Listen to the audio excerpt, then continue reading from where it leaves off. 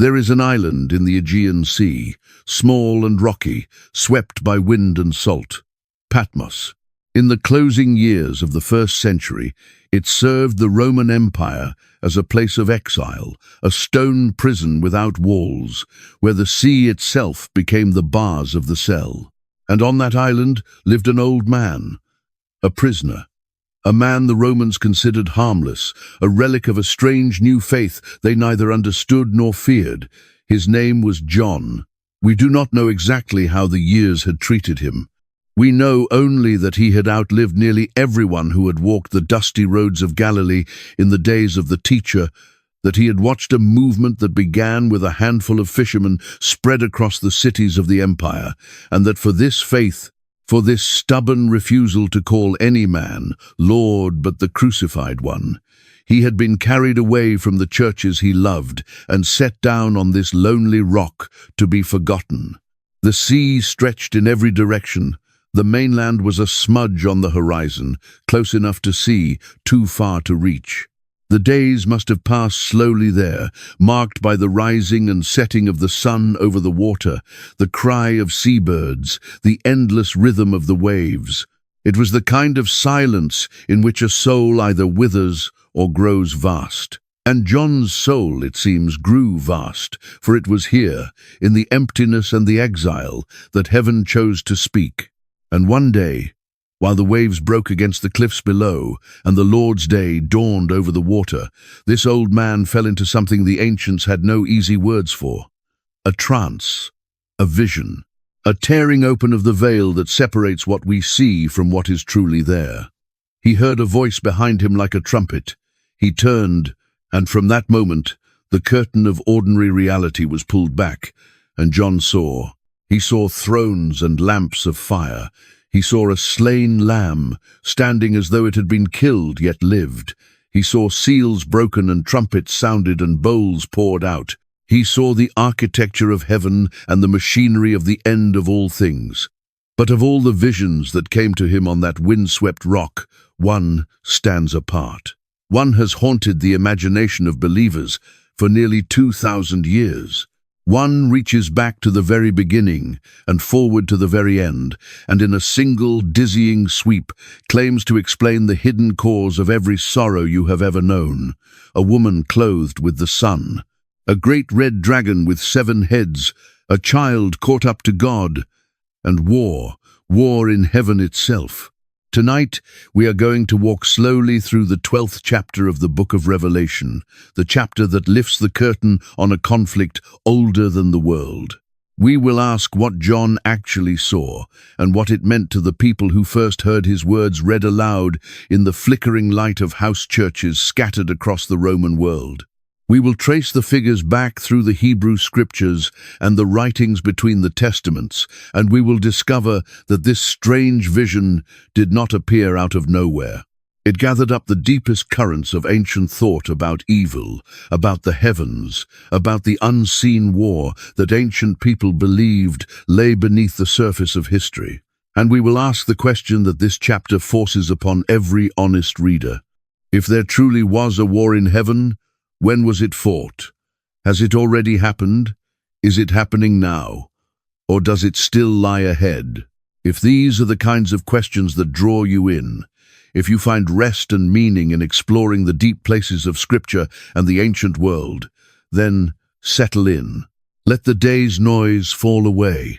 And if this journey speaks to you, consider subscribing so we can continue exploring these mysteries together, and tell us in the comments where in the world you are listening from tonight.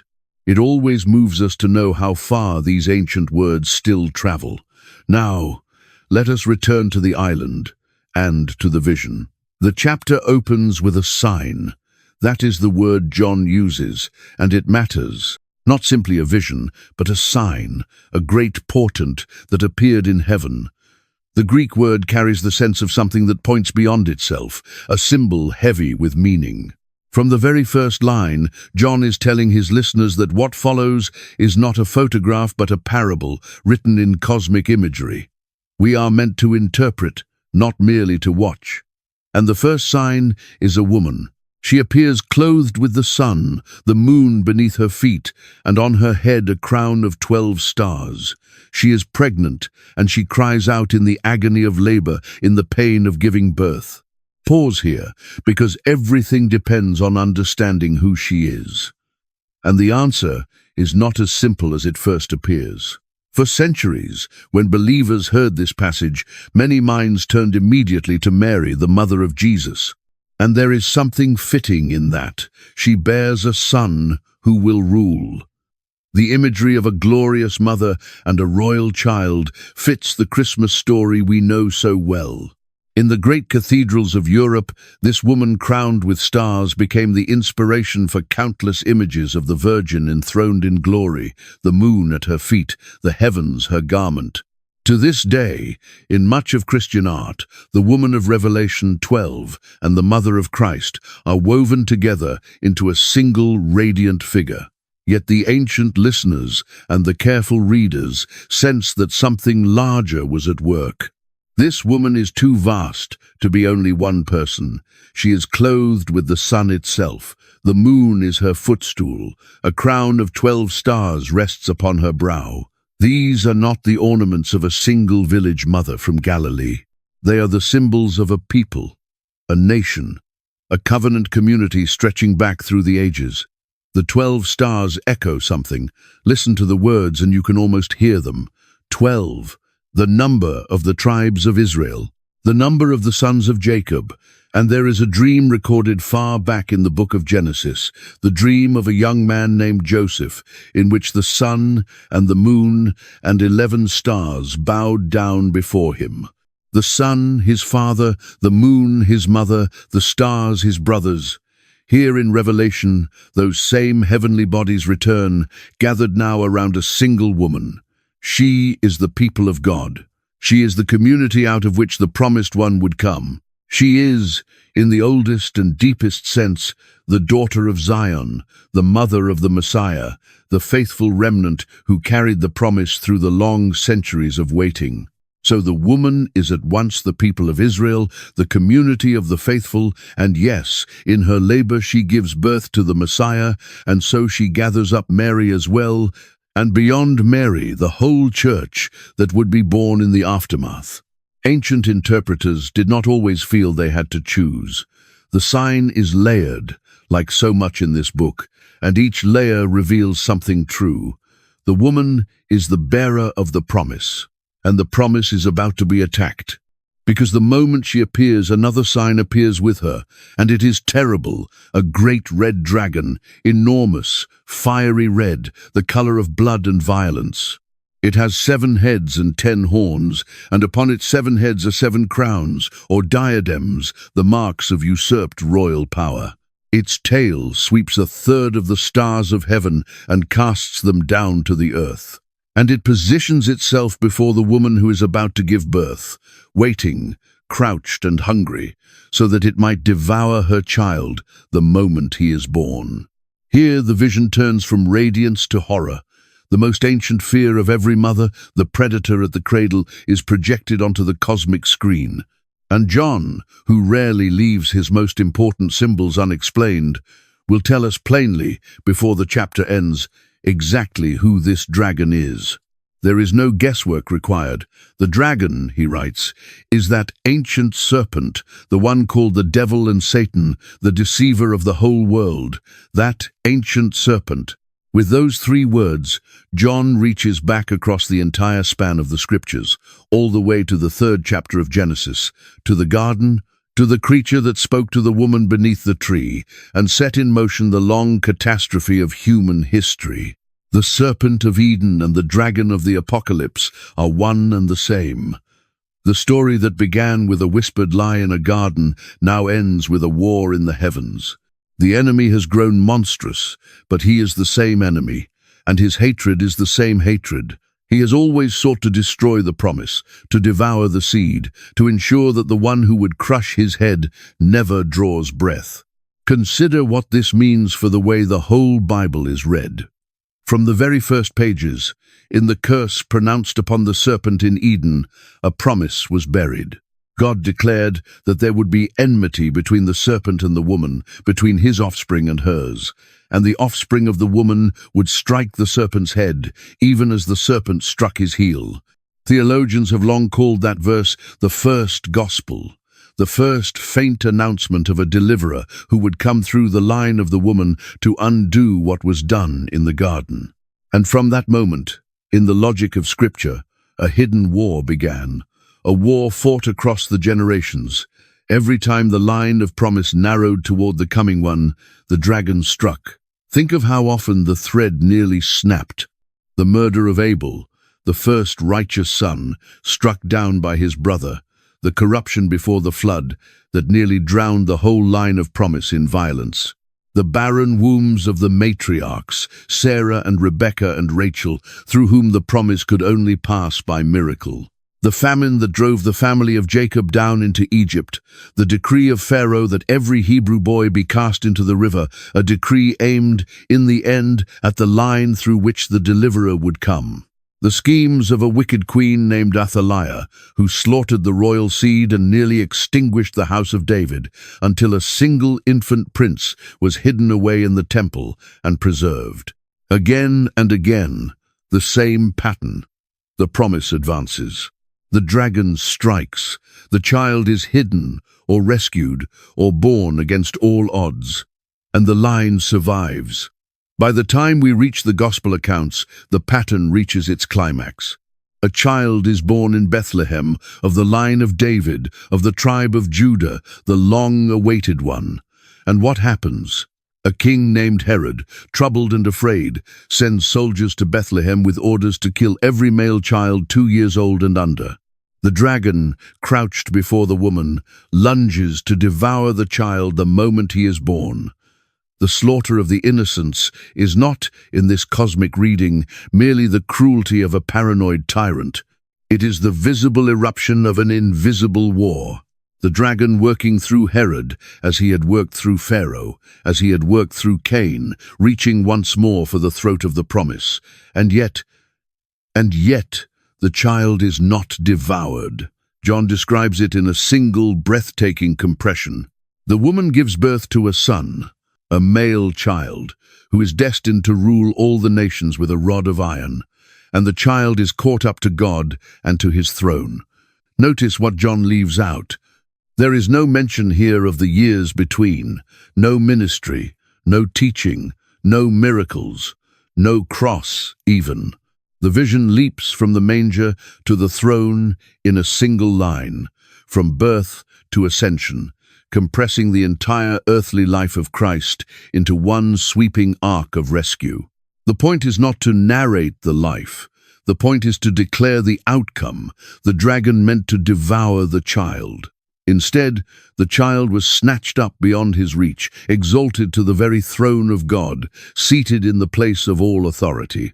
The rod of iron, an image drawn straight from the second psalm, marks him as the anointed king who will shepherd the nations. The dragon reached for the cradle and closed his jaws on empty air. The promise escaped. The promise was enthroned. And the woman? She flees into the wilderness, to a place prepared for her by God, where she is nourished and protected for a symbolic span of time, 1,260 days, the same period John refers to elsewhere as a time, times, and half a time. We will return to that strange number because it carries weight. But for now, hold the image. The child is safe upon the throne. The mother is preserved in the wilderness. And the dragon, thwarted, furious, turns to make war on everyone and everything connected to her. It is at this exact moment, with the child rescued and the dragon enraged, that John lifts his eyes higher still. From the earth and the wilderness, the vision ascends, and he shows us the war itself. Before we go further into the vision itself, it is worth lingering a while longer on the man who received it and the strange kind of book he wrote, because both will help us read the war in heaven rightly. The book of Revelation is unlike anything else in the New Testament. The Gospels tell the story of Jesus. The letters of Paul and the others teach and exhort the early churches in plain and pastoral language. But Revelation belongs to a different family of writing altogether, a kind of literature that flourished among the Jewish people in the centuries surrounding the time of Christ, a kind we now call apocalyptic. The word itself is simply the Greek word that opens the book, apocalypsis, an unveiling, a revealing, a drawing back of the curtain. Apocalyptic literature was the literature of the oppressed and the waiting, of a people who looked at the world and saw the wicked triumphant and the faithful crushed, and who cried out to know how this could be and when it would end. And the answer such literature gave was always the same in its deepest structure. It said, "Look beyond the surface. The visible world is not the whole world. Behind the thrones of earthly kings stand thrones in heaven. Behind the armies of the visible world march the armies of the unseen. And though the wicked seem to triumph for a season, the true king reigns above, and his victory is certain, and the present darkness is only the prelude to a dawn that nothing can prevent." This was the literature of hope, written in the language of dreams. It spoke in symbols, in beasts and horns and stars and trumpets, in numbers heavy with meaning, in cosmic imagery drawn from the prophets and the ancient stories. It was never meant to be read as a flat chronicle of events, like a newspaper of the future. It was meant to be seen, to be felt, to overwhelm the imagination with the grandeur of God's sovereignty and the certainty of his triumph. And it was meant to comfort. Every apocalyptic vision, beneath its terrors, carries the same message to the suffering faithful. Hold on. Do not lose heart. What you see is not all there is. God reigns, and the end is sure. To read Revelation rightly, then, we must enter into this way of seeing. We must not flatten its visions into mere predictions, nor reduce its symbols to a code to be cracked. We must let the images do their work. Let the dragon be terrible. Let the lamb be glorious. Let the war in heaven shake us with its strangeness and its splendor. The truth of the vision is not less than literal. It is more than literal. It reaches into realities too deep for plain prose, and only the language of vision can hold them. And the man who saw it all was, by his own account, a brother and companion in the suffering and the kingdom and the patient endurance that are in Jesus. That is how he describes himself, not with titles of authority, but as a fellow sufferer, one who shared the tribulation of the churches he wrote to. He tells us he was on the island called Patmos on account of the word of God and the testimony of Jesus, which is to say, he was there as an exile, banished for his faith, suffering the very persecution he would call his readers to endure. He was not writing from a place of safety and comfort. He was writing from inside the furnace, a prisoner who had himself paid a price for the testimony of Jesus. And this matters, because it means the comfort he offers is not cheap. When he tells the churches that the dragon is defeated and the Lamb reigns, he is not speaking from an ivory tower. He is speaking from a prison island, in chains for his faith, and saying, even here, even now, the Lamb reigns, and the dragon is doomed. The vision was forged in suffering for the suffering, and that is part of its enduring power. Patmos itself was a small island in the Aegean, one of a scattered chain off the coast of what is now Turkey, in the region the ancients called Asia, where the 7 churches to whom John wrote were located. It was rocky, sparsely populated, a place the Romans used for the banishment of those they wished to remove from society without executing. To be sent to Patmos was to be cut off, isolated, silenced, left to fade away, forgotten on a barren rock in the sea. The empire meant it as a kind of living death, a removal from the world of the living. And it was precisely there, in that place of exile and silence, that the heavens opened and the greatest vision of the unseen war was given. There is a lesson in that geography. It is often in the places of exile and silence, in the wilderness, in the prison, in the long night of suffering, that the curtain is drawn back and the deepest things are seen. The world had cast John aside, heaven had not. And on the day the Romans thought him most powerless, he was shown the throne room of the universe and the secret of the war beneath all wars. The churches to whom he wrote were small communities scattered through the cities of the Roman province of Asia, cities with names like Ephesus and Smyrna and Pergamum and Thyatira and Sardis and Philadelphia and Laodicea.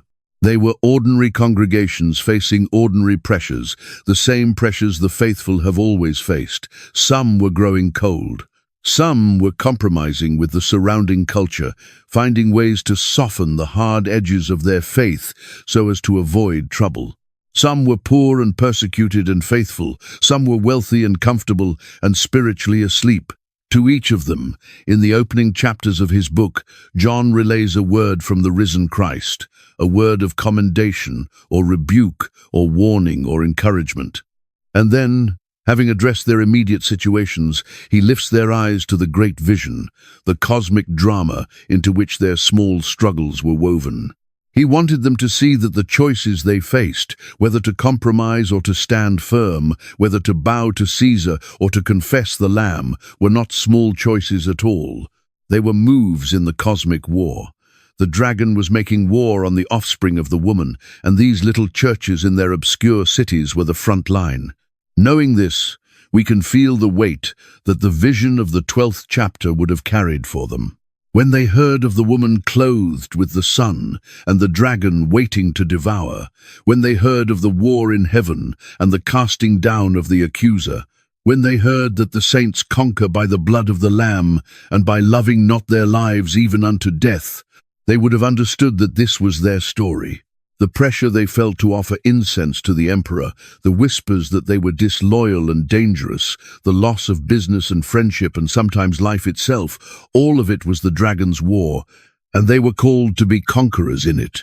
Not by fighting back with the weapons of the world, but by holding fast, by refusing to deny their Lord, by trusting that the Lamb who was slain had already won the decisive battle, and that their faithfulness, however costly, was sharing in his triumph. And war broke out in heaven. Read those words slowly, because they are among the strangest in all of Scripture. War in heaven. The place we imagine as the seat of perfect peace, the throne room of the Almighty, the realm of endless worship and unbroken rest, becomes, in John's vision, a battlefield. The very word jars against everything we assume about the world above. How can there be conflict in the presence of God? How can the dwelling place of perfect holiness become a theater of war? And yet there it is. War broke out in heaven, John writes. Michael and his angels fought against the dragon, and the dragon and his angels fought back. But the dragon was not strong enough, and they lost their place in heaven. The great dragon was hurled down, that ancient serpent called the devil and Satan, who leads the whole world astray. He was hurled to the earth, and his angels with him. Michael, here, at the heart of the vision, a single name rises. In the Hebrew Scriptures, Michael appears in the book of Daniel, where he is called one of the chief princes and the great prince who stands guard over the people of God. His name itself is a question turned into a battle cry. Michael, who is like God? It is not a boast about Michael. It is a challenge flung at the enemy, a rhetorical question whose only answer is silence. Who is like God? No one. Not the dragon, not the rebel, not the one who once aspired to climb above the stars and make himself like the Most High. The very name of the archangel is the refutation of the dragon's ambition. In the older Jewish writings that flourished in the centuries before John, Michael had become the great captain of the heavenly host, the commander of the armies of light, the prince who contends on behalf of God's people in the unseen realm. The community that left us the Dead Sea Scrolls wrote of a coming war between the children of light and the children of darkness, a war fought not only on earth but in the heavens, with Michael leading the forces of light against the angel of darkness they called Belial.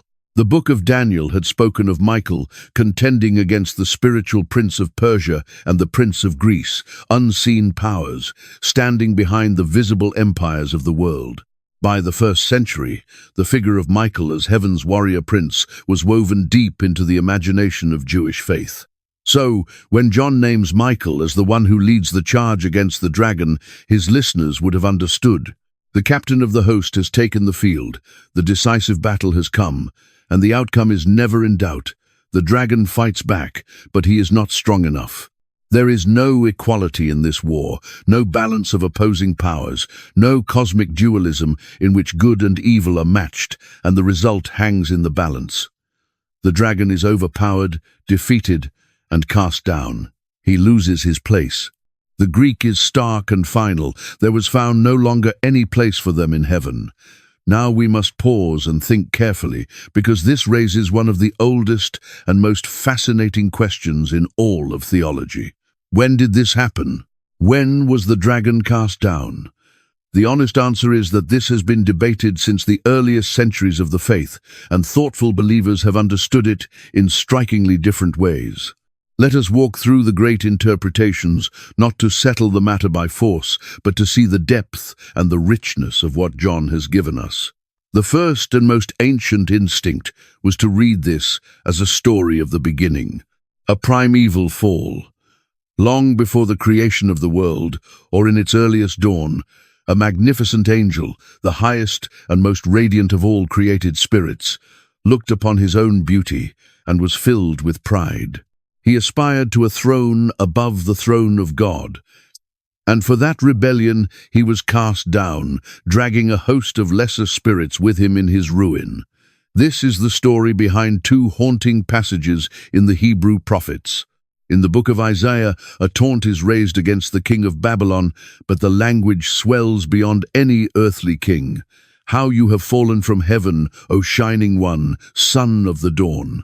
The Latin tradition rendered that shining one with a single word that would echo through the centuries.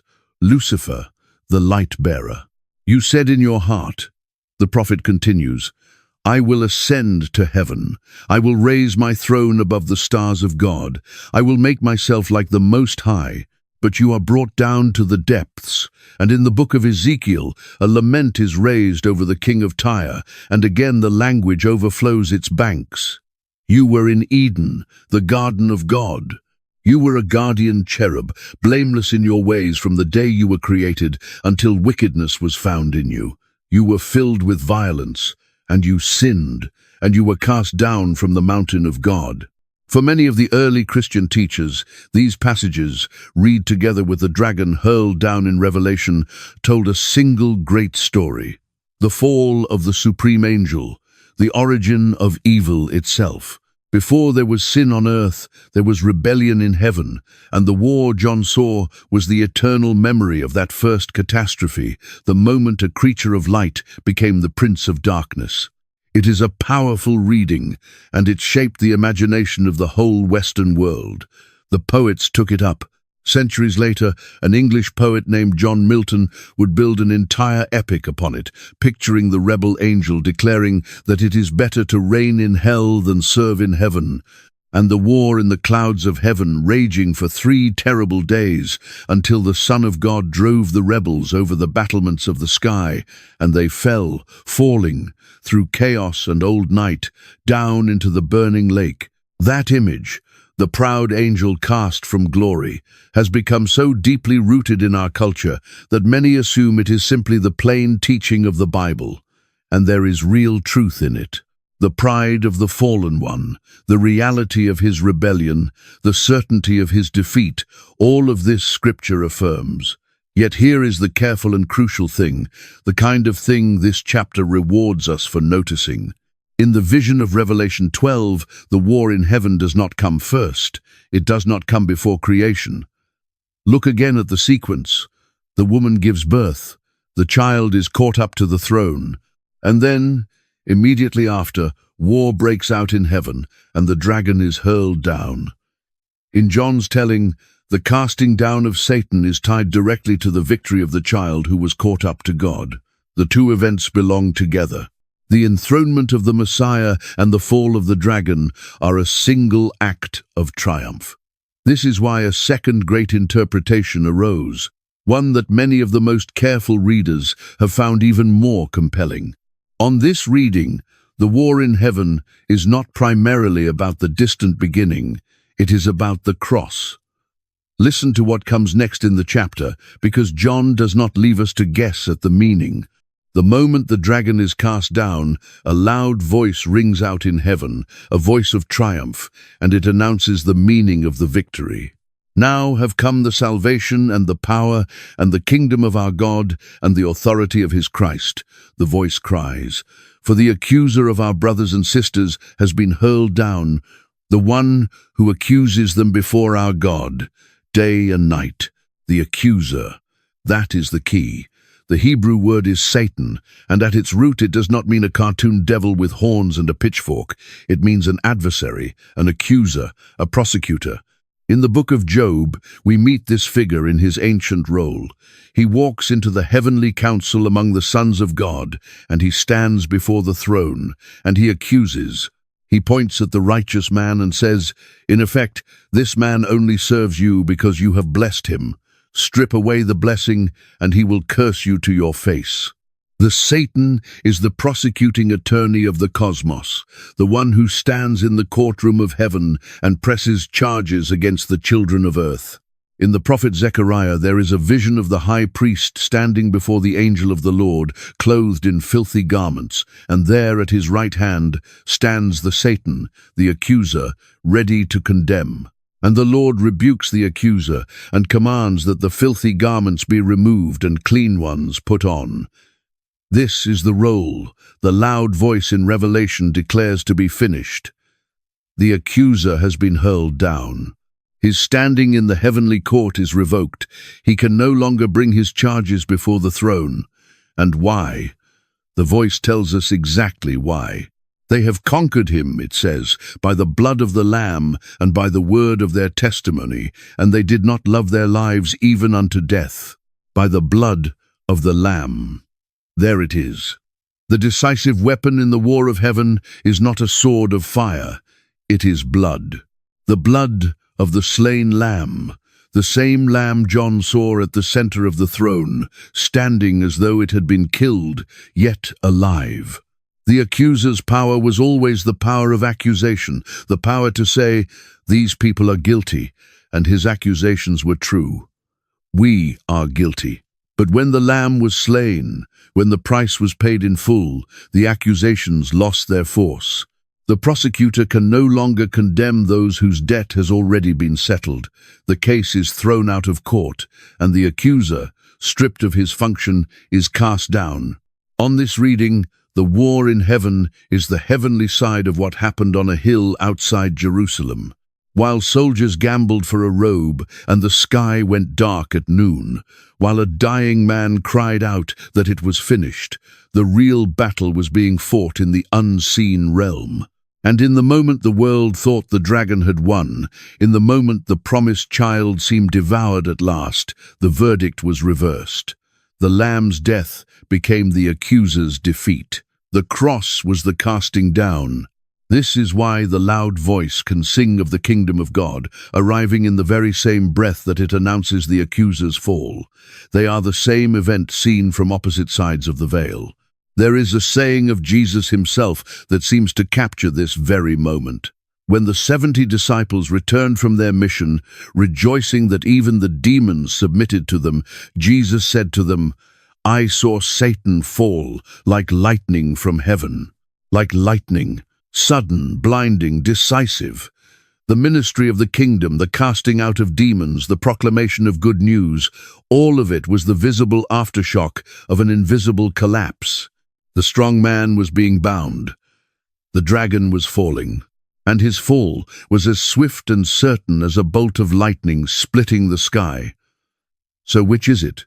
The primeval fall before creation, or the fall accomplished at the cross? Here is something worth holding gently. The deepest readers of this chapter have often refused to choose, and for good reason. Scripture seems to hold both.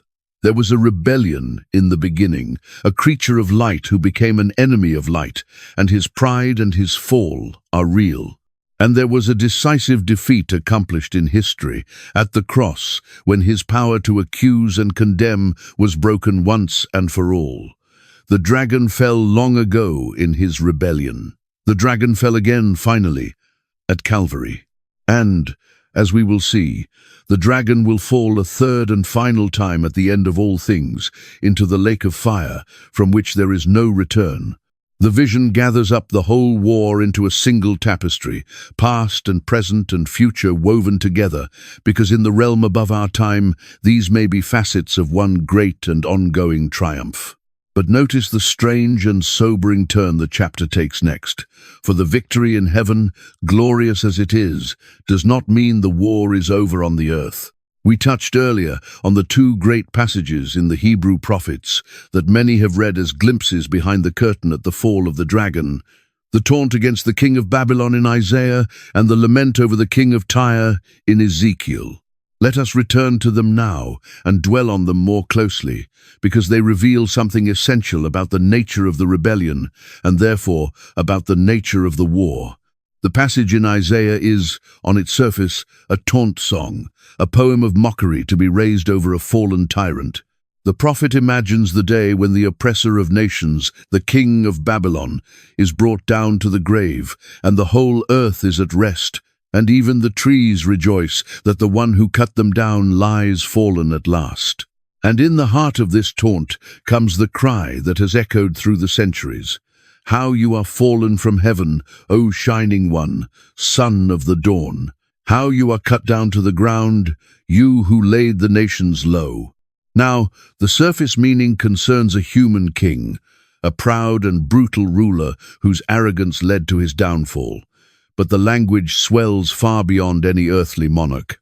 It speaks of one who fell from heaven, who aspired to ascend above the stars of God, who said in his heart that he would make himself like the Most High. And so, from very early in the history of interpretation, many read this passage as reaching through the figure of the earthly king to the spiritual power behind him, the proud rebel of the heavenly host, whose ambition mirrored the tyrant's own.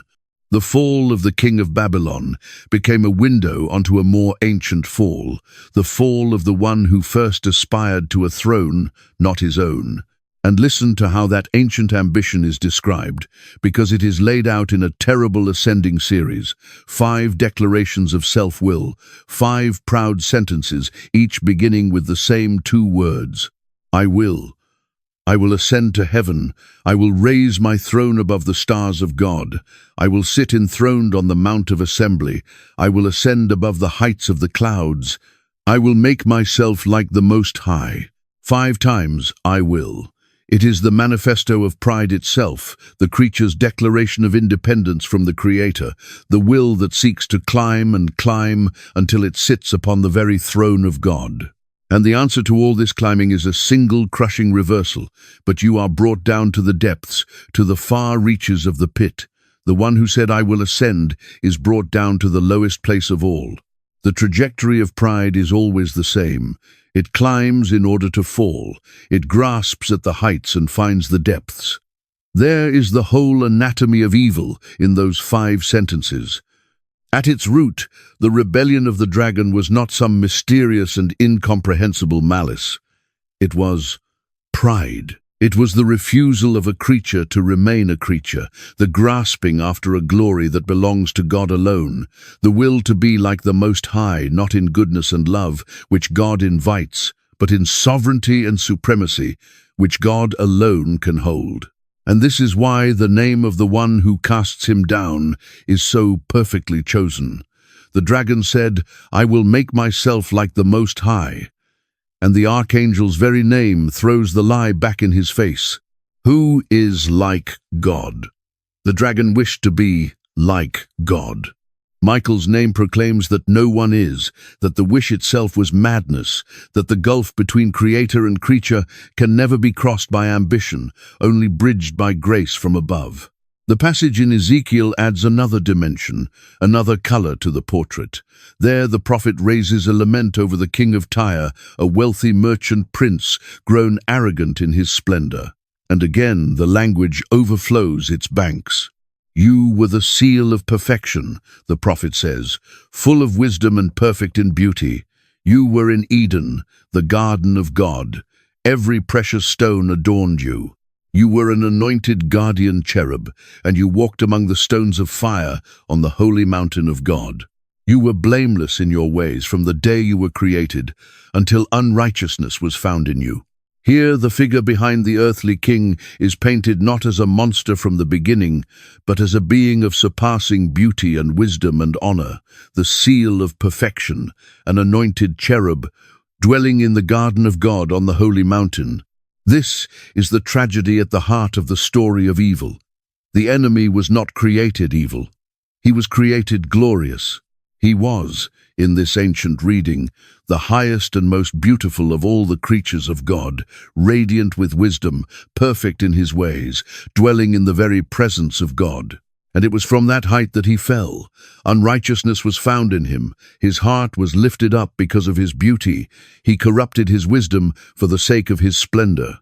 The very gifts that made him great became the occasion of his ruin, because he turned them inward, made them the objects of his own worship, and forgot the God who gave them. And so he was cast down from the mountain of God, the guardian cherub driven out from among the stones of fire. There is a sobering wisdom in this for every soul. The greatest evil does not come from the basest things. It comes from good things turned in upon themselves, beauty that worships itself, wisdom that exalts itself, power that serves itself. The dragon was not a creature of mud and darkness who rose up against the light. He was a creature of light who turned from the source of his light and became darkness. And this is why pride is named, in the old wisdom of the faith, as the deadliest of all the sins, the root from which the others grow, the sin that turned an archangel into a dragon. For pride is precisely the turning of the creature's gaze away from God and back upon itself, the lifting up of the heart, the secret whisper, I will make myself like the Most High. And against all this, set the figure of the Lamb. For the genius of the gospel, the thing that makes the war in heaven end the way it does, is that the dragon is defeated by his perfect opposite. The dragon grasped at a throne that was not his and was cast down. The Lamb possessed a throne that was rightfully his and laid it aside, taking the form of a servant, humbling himself, becoming obedient even unto death, the death of the cross. The dragon said, I will ascend.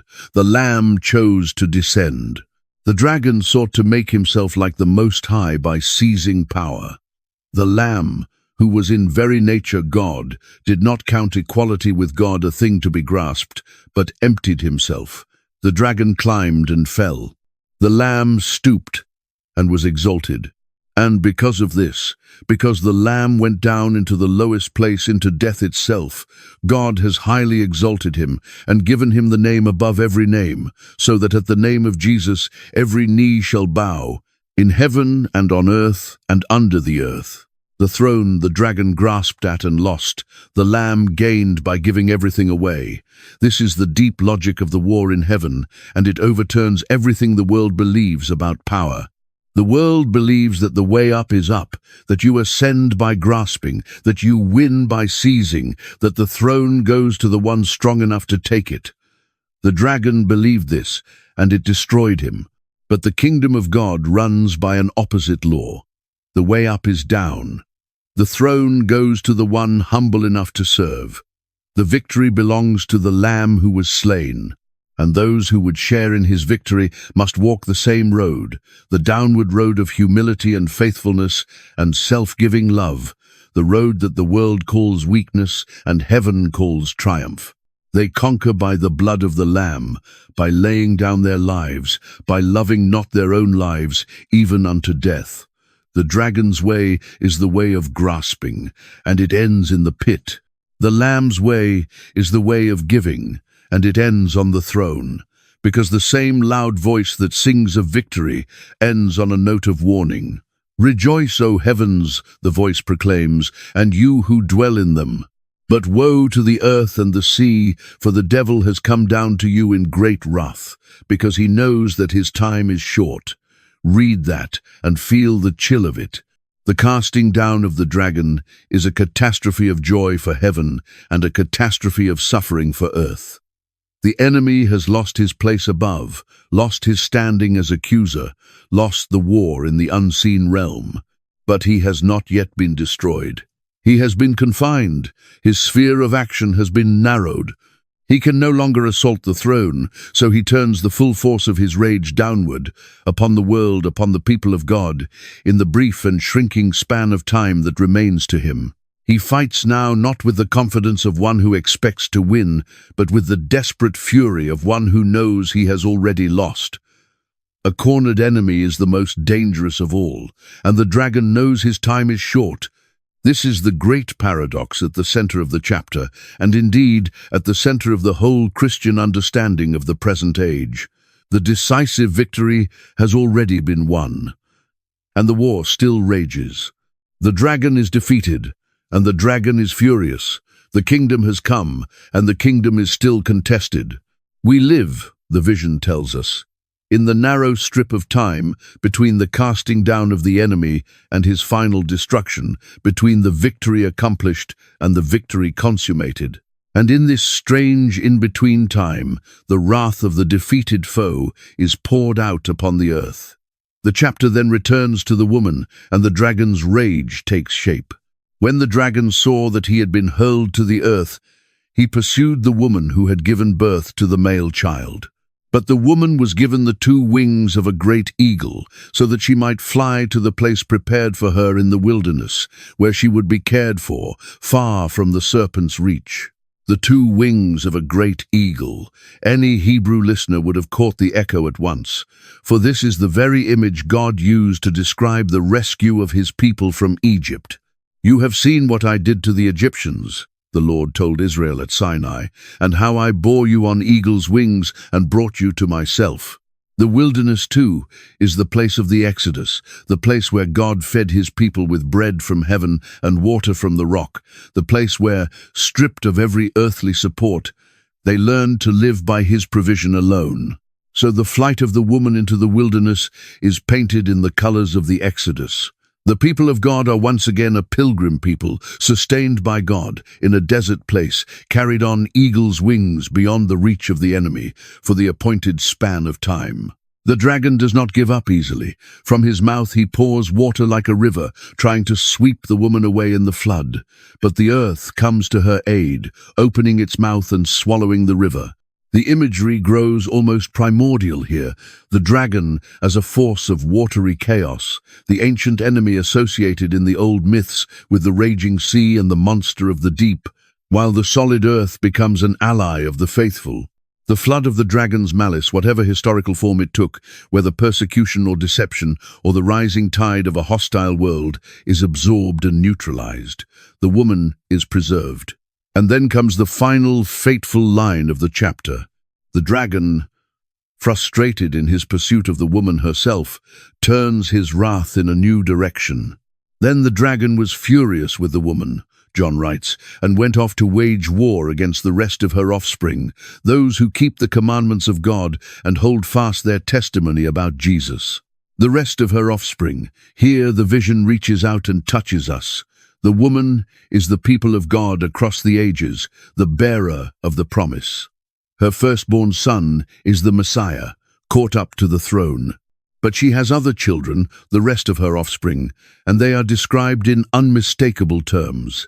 They are those who keep the commandments of God and hold to the testimony of Jesus. That is the church. That is the community of the faithful living in the world after the ascension. That is, if you follow the testimony of Jesus and seek to keep the commandments of God, you, the dragon, unable to devour the child, unable to destroy the mother, turns at last to make war on her children. And that war is the spiritual reality underlying the whole age in which we live. This is the great unveiling of the chapter, the apocalypsis in the truest sense, the pulling back of the curtain to reveal what is really happening. The struggles and sufferings of the people of God in the world are not random. They are not merely political or social or the ordinary friction of life. Behind them stands an ancient and defeated enemy, hurled down from heaven, raging in his final hour, making war on all who belong to the woman. The persecutions that John's own readers were beginning to endure, the pressure to compromise, the temptation to deny the faith, the slow, grinding hostility of a world set against the Lamb, all of it is the visible edge of the dragon's invisible war.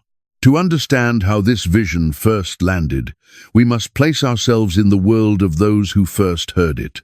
The book of Revelation was almost certainly written near the end of the 1st century, in the reign of one of the Roman emperors, a time when the followers of Jesus were a small, scattered, and increasingly suspect minority across the cities of the Eastern Empire. They were a people without power. They could not vote out an emperor or change a law.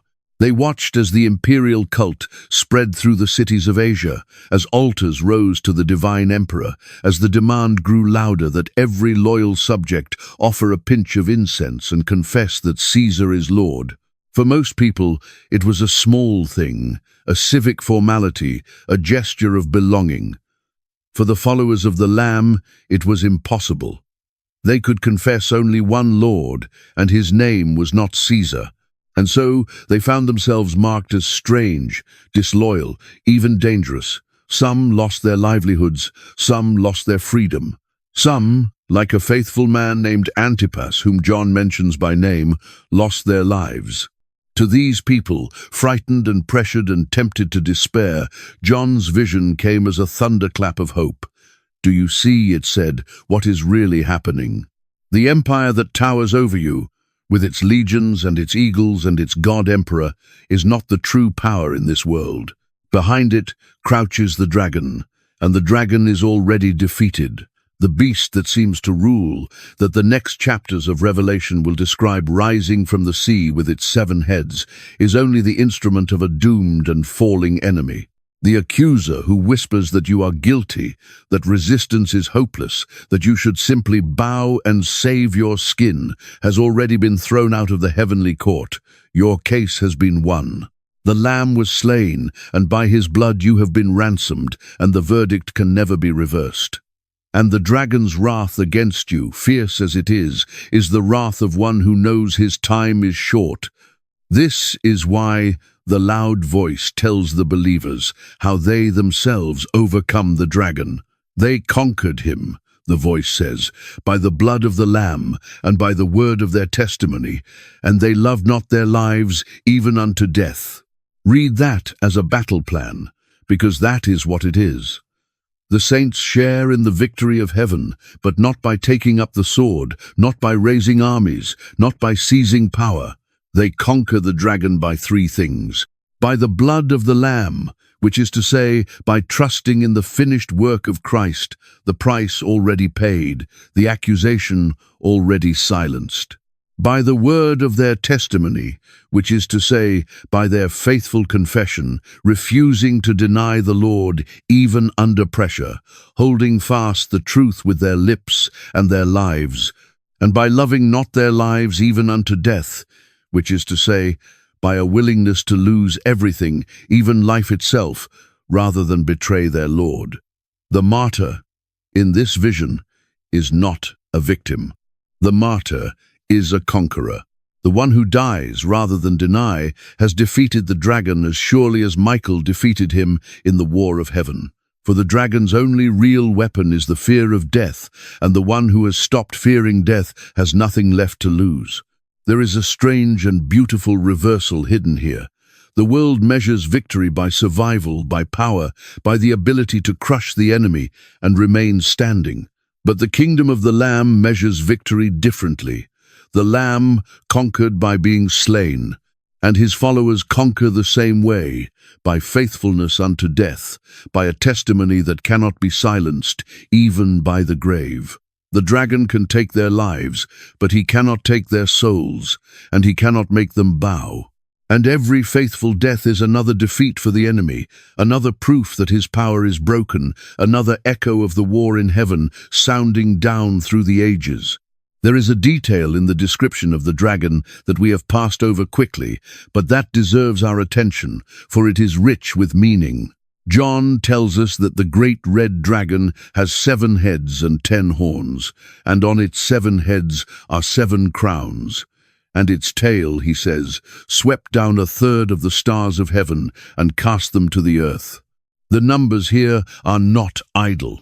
In the symbolic world of Revelation, numbers carry weight. 7 is the number of fullness, of completeness, of perfection. It runs through the whole book like a golden thread. 7 churches, 7 seals, 7 trumpets, 7 bowls, 7 spirits before the throne, and here 7 heads upon the dragon. The 7 heads signify a kind of grim completeness, a fullness of power and cunning, as though the dragon possesses all the fullness of worldly might and wisdom turned to evil ends. It is a horrible parody, a counterfeit completeness, the fullness of the creature set against the true fullness of God. Later, in Revelation, the 7 heads will be linked to 7 mountains and 7 kings, connecting the dragon to the great world powers through which he works, the empires that rise and rule and persecute and fall. The dragon stands behind them all, the unseen power animating the visible thrones of the earth. And 10 horns, crowned. The horn, throughout the scriptures, is a symbol of power and of kingship. To have 10 horns is to possess a great concentration of royal power, and the crowns upon them, the diadems, mark this as a claim to sovereignty, to rule. But notice, the crowns are on the heads, or the horns of the dragon, not where they belong. This is usurped authority, stolen sovereignty, the dragon laying claim to a rule that is not rightfully his. He is, in the language of a later tradition, the prince of this world, but his princedom is a usurpation. He holds his crowns by theft and deception, not by right. And the whole movement of Revelation is the stripping away of these false crowns, the exposure of the usurper, the revelation that the true and only King is the Lamb, who alone is worthy to receive power and wealth and wisdom and might and honor and glory and blessing, and upon whose head are many true crowns. Then there is that haunting image of the tail. The dragon's tail swept down a third of the stars of heaven and cast them to the earth. The stars of heaven, in the ancient imagination, were often associated with the heavenly host, the angelic powers, the sons of God who fill the courts of the sky. And so, this image of the tail, sweeping a third of the stars from heaven and casting them down, has long been understood as a picture of the dragon's rebellion, drawing a host of lesser spirits down with him in his fall. When the great rebel fell, he did not fall alone. He carried others with him, a third of the host, a great multitude of spirits who followed his rebellion and shared his ruin. These are the dragon's angels, the ones who fought with him against Michael and were cast down with him to the earth, the fallen powers who serve the enemy and wage his war against the saints. The fraction, a third, suggests that the rebellion, however vast, was not total. The greater part of the heavenly host remained faithful. 2/3 did not follow the dragon. The rebellion of evil, even at its height, is always the lesser power, always outnumbered, always doomed.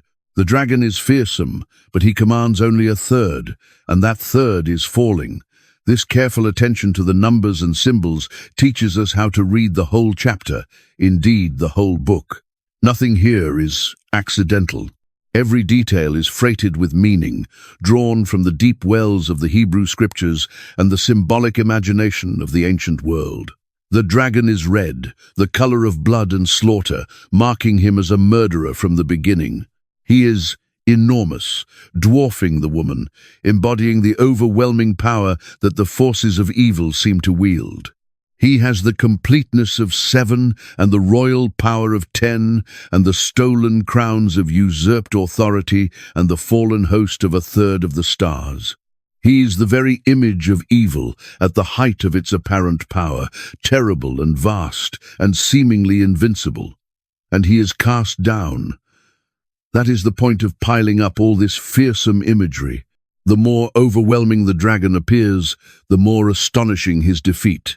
The mightier the enemy is made to seem, the greater the triumph of the Lamb who casts him down, not with armies and fire, but with the shedding of his own blood. There is a pattern here that runs through the whole of Scripture, the pattern of the apparent victory of evil overturned by the hidden victory of God. The same pattern appears in the story of the cross itself. To every outward eye, the crucifixion of Jesus was the total triumph of his enemies and the total defeat of his cause. The powers of the world, religious and political, had conspired against him, condemned him, and nailed him to a cross to die in shame and agony. The dragon, working through them all, seemed at last to have devoured the child. And in that very moment, in the moment of seeming defeat, the decisive victory was won. The blood that flowed from the cross was the blood that conquered the dragon. The death that looked like the end of everything was the death that broke the power of death. The 7 heads and 10 horns and stolen crowns of the dragon, all his fearsome might, were undone by a lamb who would not fight back, who absorbed the full fury of evil into himself and exhausted it, who died and rose and ascended to the throne. The greatest apparent victory of evil was its greatest and final defeat. This is why the people of God need never be deceived by the apparent power of the dragon and his beasts. Evil will often seem to be winning. It will often appear vast, complete, crowned, invincible, sweeping the stars from heaven with a flick of its tail. The empires will tower. The persecutors will prosper. The faithful will be pressed and pursued and seem to be overcome. But the vision teaches us to see beneath the surface, to see that the dragon, for all his terrible majesty, is a defeated and falling power, that his crowns are stolen and will be stripped away, that his host is the lesser part and is falling with him, and that the Lamb reigns above it all and will reign forever. Appearances are not the truth. The dragon's apparent power is the mask over his actual defeat. And those who have learned to see with the eyes of the vision will not be terrified by the mask. But we must go deeper still, because the vision of a war in heaven did not spring into existence fully formed on the island of Patmos. It rose out of a vast and ancient ocean of thought, currents that had been flowing for more than 1,000 years before John ever took up his pen. To understand the dragon and the war, we must understand the world of ideas that shaped the people who first heard these words. And that world was far stranger and far more populated than most modern readers imagine. The ancient Hebrews and the wider world around them did not picture the heavens as empty space. They pictured the heavens as crowded. Above the visible sky lay the realm of God, and around the throne of God stood a vast assembly, a council, a court of heavenly beings. The scriptures speak of them in many ways: the sons of God, the host of heaven, the holy ones, the watchers, the mighty ones who do God's bidding. In one of the Psalms, God takes his stand in the divine assembly and renders judgment among the gods, the heavenly council gathered around his throne. In the book of Job, when the sons of God present themselves before the Lord, the accuser comes among them, suggesting that this heavenly court was a place of deliberation, of testimony, even of contention. In the vision of the prophet Micaiah, the Lord sits enthroned with all the host of heaven standing around him on his right and his left, and a spirit comes forward to volunteer for a mission.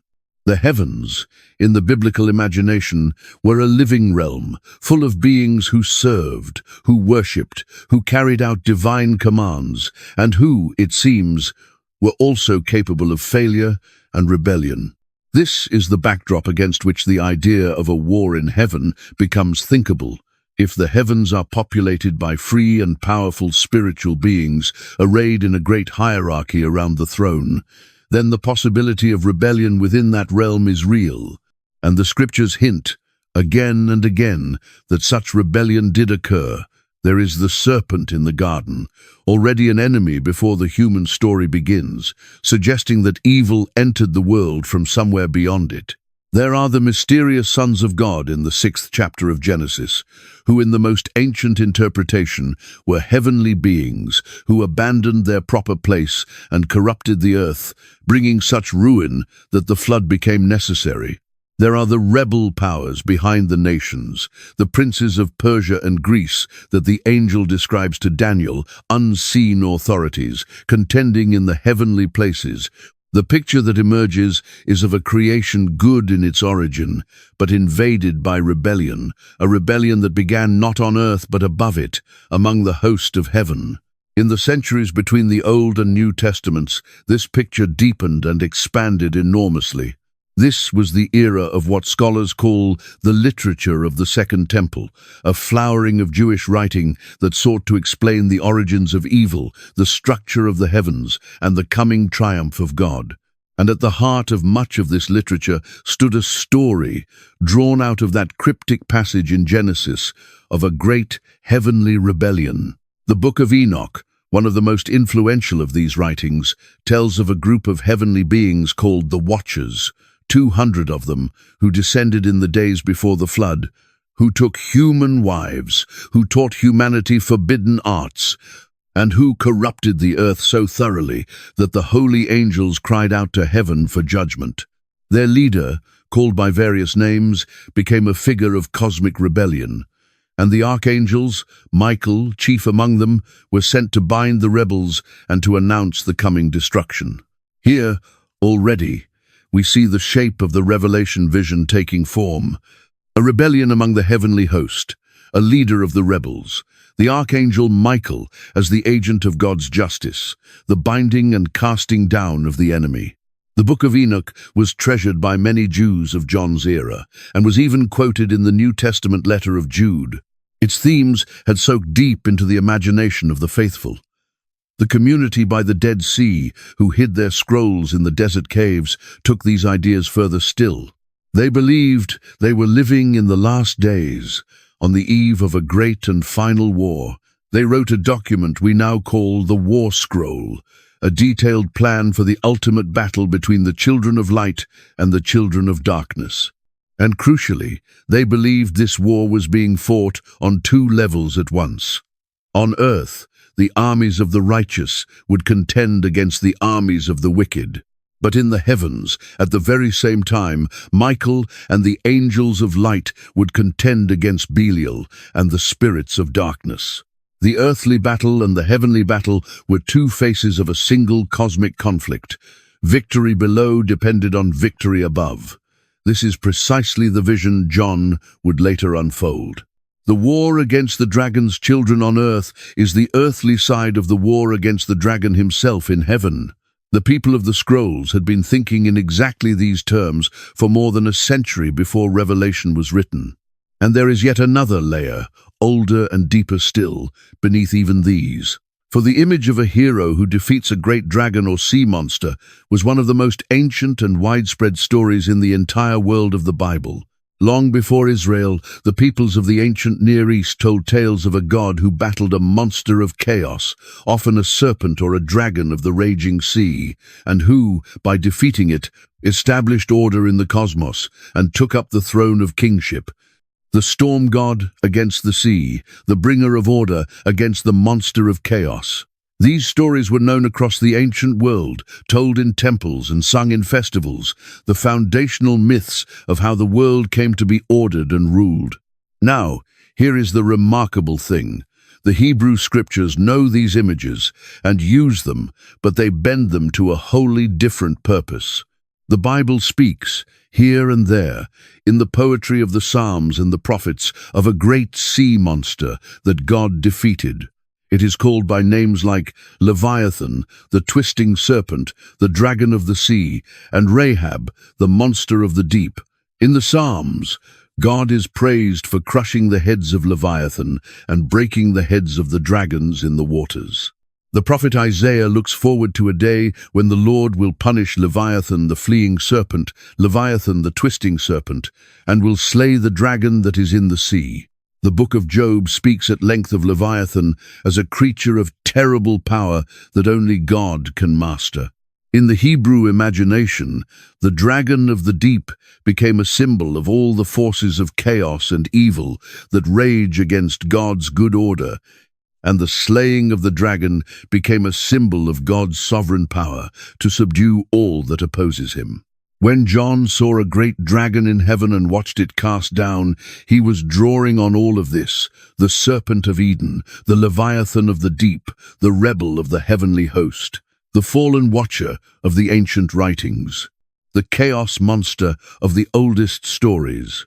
All of these streams flow together into the single monstrous figure of the great red dragon.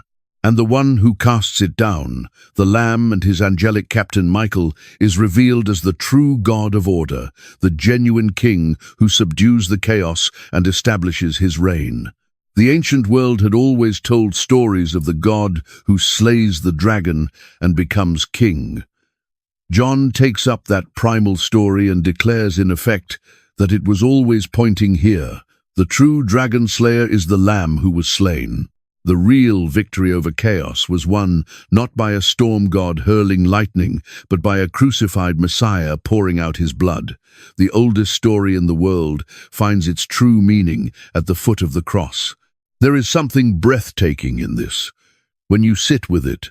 The longing buried in all those ancient myths, the deep human intuition that the world is somehow under threat from a monstrous chaos and that a champion must arise to defeat it and set things right, was not simply false. It was a shadow cast backward by a light that had not yet fully risen. The nations told their dragon stories in the dark, groping toward a truth they could not yet see clearly. And then, in the fullness of time, the true champion came, and the true dragon was cast down, and the war that the myths had only dreamed of was actually fought and actually won. Revelation 12 is the moment the curtain is pulled back and the shadow is shown to have a substance. The dragon is real, the war is real, and the victor is real, and his name is Jesus. Now we must return to a question we set aside earlier, the question of time. When does the war in heaven take place? And what are we to make of that strange and recurring measure of time? The 1260 days, the time, times, and half a time, during which the woman is sheltered in the wilderness and the dragon makes his war. This question opens onto one of the great and ancient divides in the way the book of Revelation has been read. And it is worth understanding, because how you answer it shapes how you understand the chapter, and indeed, the whole of history. Across the centuries, thoughtful and faithful readers have approached this book in several very different ways, and each way illuminates something real. Some have read Revelation as a book about the past, addressed primarily to its own time. On this view, the visions speak chiefly to the situation of the early church under the Roman Empire. The dragon and the beast represent the persecuting power of Rome and the spiritual forces behind it. The war in heaven is the victory of Christ at the cross and resurrection, which broke the power of evil and gave the suffering church a hope to endure. The book was written to comfort and strengthen believers facing the real and present danger of the imperial cult, assuring them that their seemingly invincible enemy was in truth already defeated and would soon pass away. There is much wisdom in this reading because it takes seriously the first listeners on Patmos and in the cities of Asia. It reminds us that Revelation was a real letter to real churches in real distress, not a coded almanac of the distant future. Others have read Revelation as a book about the whole sweep of history, a panorama of the long struggle between the church and her enemies across the centuries. On this view, the 1260 days represent a long age, the entire period between the first coming of Christ and his return, during which the people of God are sheltered in the wilderness of the world, and the dragon wages his ceaseless war. The number is symbolic, not literal. It is 3.5 years, which is half of 7, the number of completeness, and so it signifies a time that is real but limited, an age of trial that has a definite end appointed by God. The wilderness is the whole present age, the time of the church's pilgrimage, when she is nourished by God and protected in her deepest being even as she suffers in the world. This reading has the great strength of speaking to every generation. The war in heaven is won, the dragon is cast down, and yet his wrath is poured out upon the earth throughout the whole long age until the end. That is the age we live in still. Others, again, have read the book as primarily about the future, about a concentrated period of final tribulation that will come upon the world before the return of Christ. On this view, the 1260 days may point toward a literal time of unprecedented distress at the close of history, when the dragon's wrath reaches its terrible climax and the final conflict between the kingdom of God and the powers of darkness comes to a head. This reading takes with full seriousness the language of an enemy whose time grows short and whose fury intensifies as the end approaches. And still, others have read the book as a great symbolic drama, a vision of the timeless realities of the spiritual life, the eternal conflict between good and evil that is fought afresh in every age and in every human heart. On this view, the war in heaven is always being fought. The dragon is always crouched before the woman.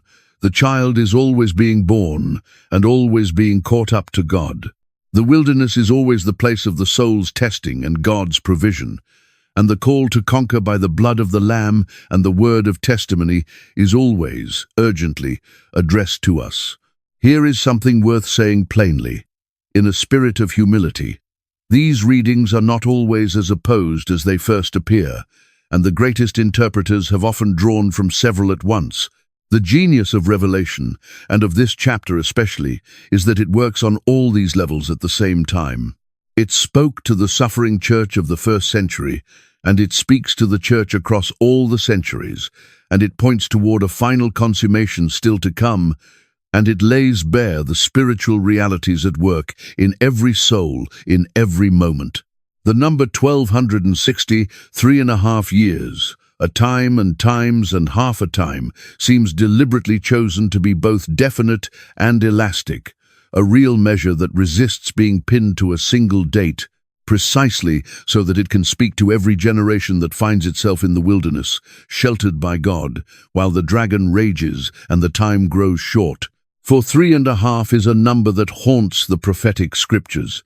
It appears in the book of Daniel, where a time, times, and half a time marks the duration of the great tribulation under a blasphemous king. It appears in the ministry of the prophet Elijah, when the heavens were shut and there was no rain for 3.5 years, a time of drought and testing.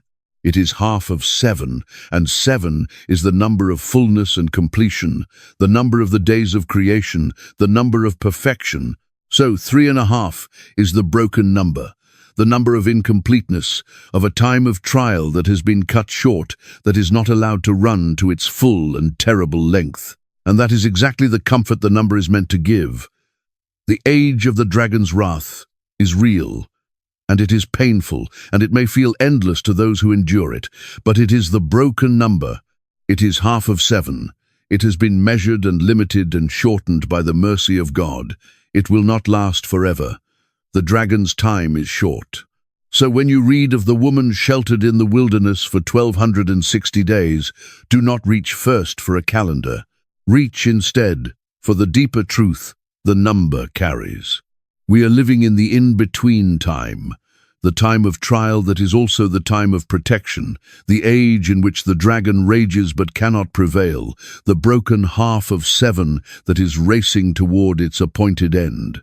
The people of God are in the wilderness, yes, but they are in a place prepared for them by God. They are pursued, but they are also carried on eagle's wings. They suffer the dragon's flood, but the earth itself comes to their aid. They are nourished, they are kept, and the clock is running down not on them, but on the enemy.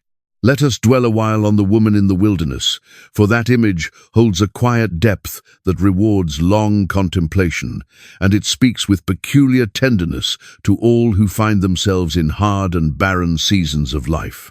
When the dragon's first assault failed, when the child was caught up to the throne beyond his reach, the woman did not remain to be devoured. She fled, John tells us, into the wilderness, to a place prepared for her by God, where she would be nourished for the appointed time. And then, when the dragon pursued her even there, she was given the 2 wings of a great eagle to carry her to her place of refuge, far from the serpent's reach. Every phrase of this is drawn from the deep memory of Israel, and to hear it rightly, we must let those ancient echoes sound. The wilderness, in the story of God's people, is a place of paradox. It is the place of testing, of hunger and thirst, of danger and loneliness, the place where the people wandered for 40 years and learned how frail they were. But it is also, and at the very same time, the place of God's most intimate care. For it was in the wilderness, when the people had no bread, that God rained down bread from heaven, the manna that appeared fresh each morning like dew upon the ground, enough for each day and no more, so that they had to learn to trust him daily. It was in the wilderness, when they had no water, that God brought water gushing from a rock. It was in the wilderness that God went before them, in a pillar of cloud by day and a pillar of fire by night, never leaving them, lighting their way through the dark. It was in the wilderness that God gave them his law and met with them at the mountain and made them his own people. The wilderness was the hardest place and the holiest place, the place of greatest need and greatest provision, the place where, stripped of every earthly support, the people learned that God alone was their life. And so, when John shows us the woman fleeing into the wilderness, he is not showing us a place of abandonment. He is showing us a place of divine appointment, a place prepared by God, a place of nourishment and shelter, even in the midst of barrenness. The same God who fed his people with manna feeds the woman in her wilderness. The same God who carried his people on eagle's wings out of Egypt carries the woman on eagle's wings beyond the dragon's reach. The wilderness is where she is pursued, yes, but it is also where she is kept. The dragon drives her there, but God sustains her there. And the very place that looks like exile becomes the place of the most intimate care.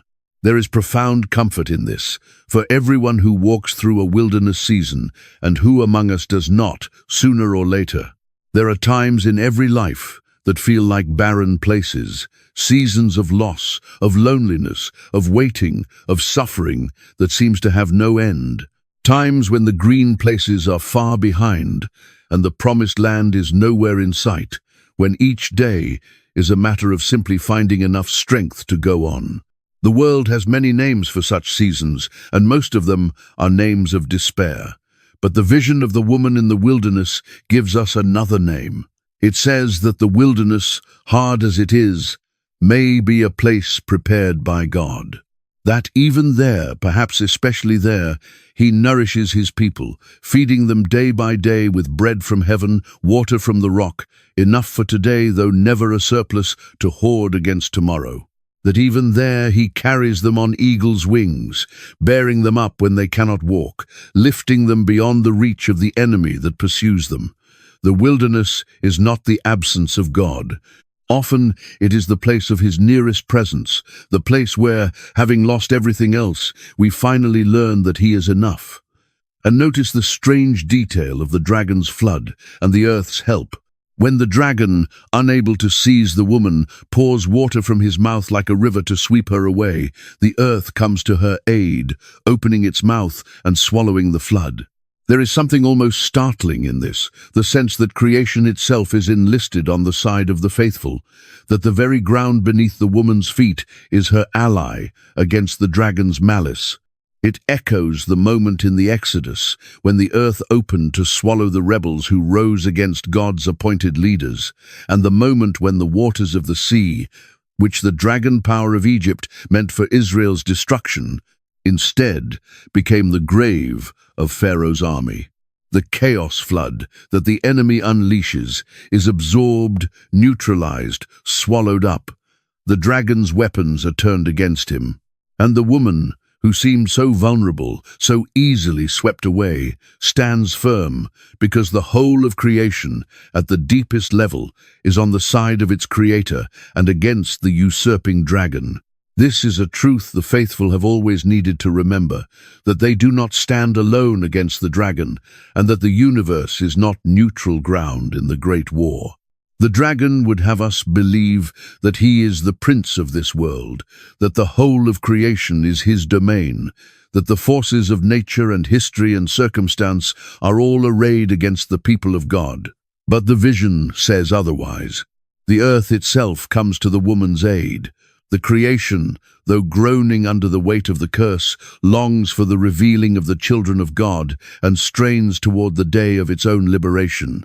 The dragon is a usurper, not the rightful lord, and even the ground he claims to rule rises up against him to shelter the woman of God. The faithful are not friendless in a hostile cosmos. They are upheld by the maker of the cosmos and aided in ways they often cannot see by the very creation that the dragon imagines to be his own. And the time of the woman's sheltering, that strange and recurring measure, the 1260 days, the time and times and half a time, we have already seen carries the meaning of a trial that is real but limited, the broken half of 7, an age of suffering that has been measured and shortened by the mercy of God. Hold that together with the image of the wilderness, and a complete picture emerges of the present age in which we live. It is a wilderness season, an age of the dragon's wrath, a time of trial and testing, and the costly holding fast of faith. But it is a wilderness in which God prepares a place, nourishes his people, carries them on eagle's wings, and enlists even the earth in their defense. And it is a season with an appointed end, the broken number, the half of 7, racing toward the day when the wilderness will give way to the garden city, and the time of trial will be swallowed up in the time of glory. We are the woman in the wilderness. The dragon rages, but we are kept, we are fed, we are carried, and the clock is running down on the enemy, not on us. It is worth pausing to consider how the great teachers of the faith across the long centuries have wrestled with this chapter, for the history of its interpretation is itself a kind of map of the soul's journey, each generation finding in the war of heaven a mirror of its own struggles and hopes. In the earliest centuries, when the church was still a persecuted minority, much as John's first readers had been, the vision was read above all as a word of endurance. The believers of those generations knew the dragon's wrath firsthand. They were the offspring of the woman against whom the dragon made war, and they read of the saints who conquered by the blood of the Lamb and loved not their lives even unto death, and they recognized themselves. The accounts that come down to us from those early centuries are filled with men and women who went to their deaths with a peace that bewildered their executioners, who sang as they faced the beasts, who forgave their tormentors, who declared that they could not deny the one who had not denied them. They had taken the vision into their bones. They knew themselves to be conquerors, even in dying, sharers in the victory of heaven, and the dragon's last weapon, the fear of death, had no power over them. As the centuries passed and the church grew from a persecuted sect into a vast presence across the world, the reading of the chapter deepened and broadened. The great teachers came to see in the woman not only the suffering church of the first century, but the whole people of God across all ages, the bride of Christ journeying through the wilderness of the world. They saw the war in heaven not as a single event locked in the past, but as the spiritual reality underlying the whole present age, the unceasing conflict between the kingdom of light and the kingdom of darkness that is fought afresh in every generation. One of the most influential of these teachers came to understand the 1,000 years of the dragon's binding, described later in Revelation, not as a literal future epoch, but as the whole present age of the church, the time between the first coming of Christ and his return, during which the power of the dragon is bound by the gospel, even as he rages against the saints. On this reading, we are living now in the time of the war. The dragon cast down and bound, yet still raging, the woman in the wilderness, yet sheltered by God, the saints conquering by the blood of the Lamb, day by day, until the end. Others among the ancient teachers were drawn especially to the spiritual and inward dimension of the vision. They saw the war in heaven reflected in the war within the human soul, the daily battle between the flesh and the spirit, the assaults of the enemy upon the heart, the temptations and accusations and fears that besiege the believer who seeks to walk with God.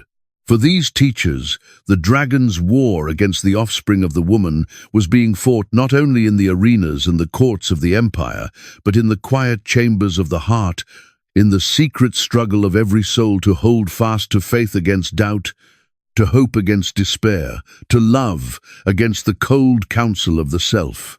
And the weapons of the saints, the blood of the Lamb, and the word of testimony became for them the weapons of the inner life as well, the trust in Christ's finished work that silences the accusing conscience, the confession of faith that drives back the assaults of doubt, the willingness to die to self that breaks the power of sin. The war in heaven became the pattern of the spiritual life, the great drama played out in miniature in every believing heart. In later ages, when the church was shaken by division and reform, the chapter took on yet new resonances.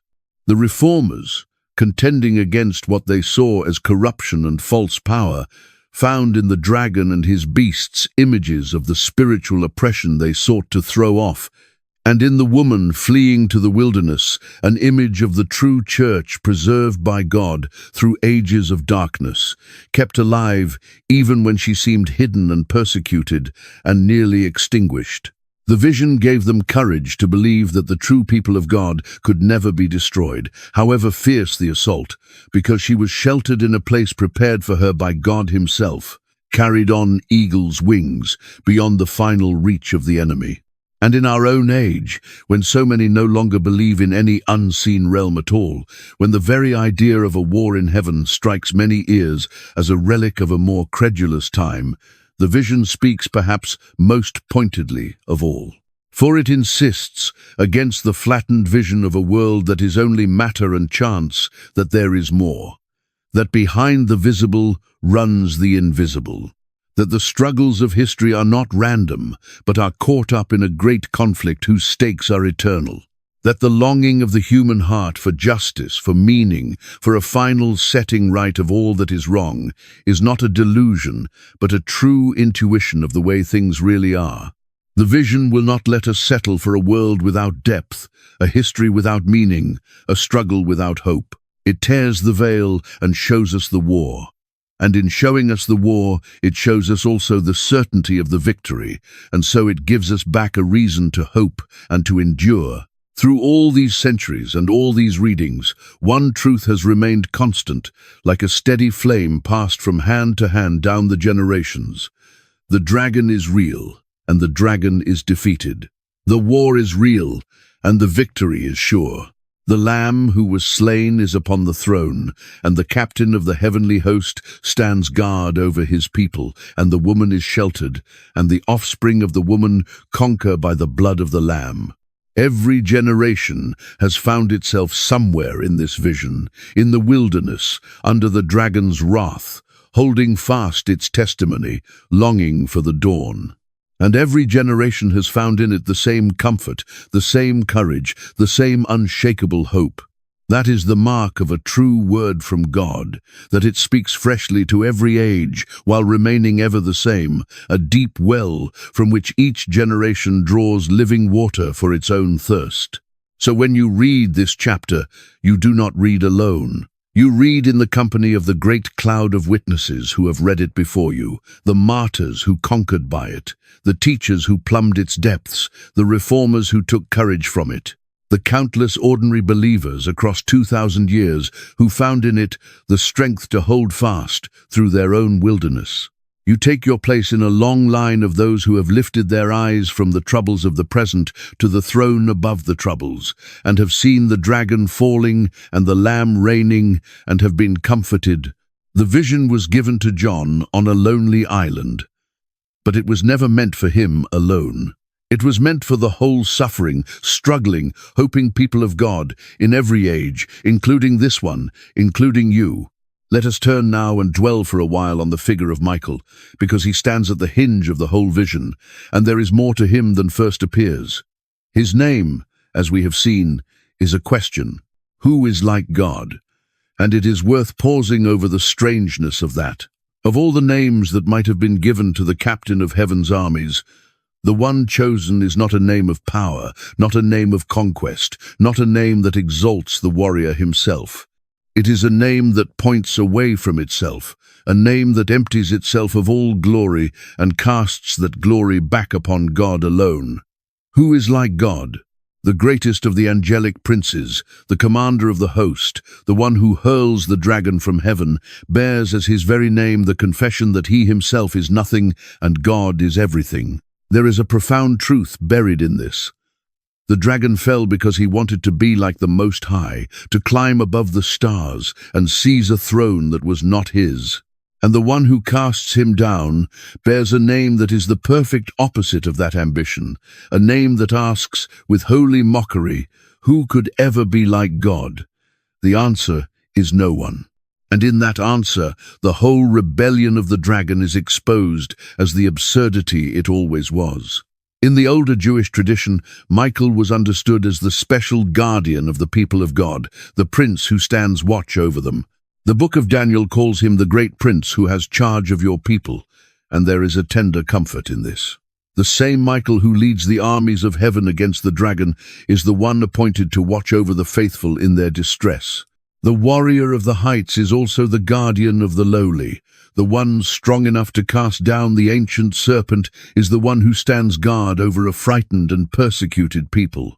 This is the consistent witness of Scripture, that the unseen realm is not indifferent to the struggles of the faithful, that there are powers of light arrayed on their behalf, that they do not fight alone.